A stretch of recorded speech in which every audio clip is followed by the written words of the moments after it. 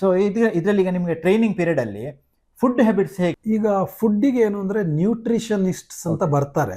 ನಮಗೆ ಟ್ರೈನರ್ ಇರೋರು ಅದನ್ನು ಹೇಳ್ತಾರೆ. ಆಕ್ಚುಲಿ ನ್ಯೂಟ್ರಿಷನಿಸ್ಟ್ ಆಕ್ಚುಲಿ ನಾನು ಅಯನ್ ಮ್ಯಾನ್ US ಯೂನಿವರ್ಸಿಟಿಯಿಂದ ಸರ್ಟಿಫಿಕೇಶನ್ ಆಗಿದೆ.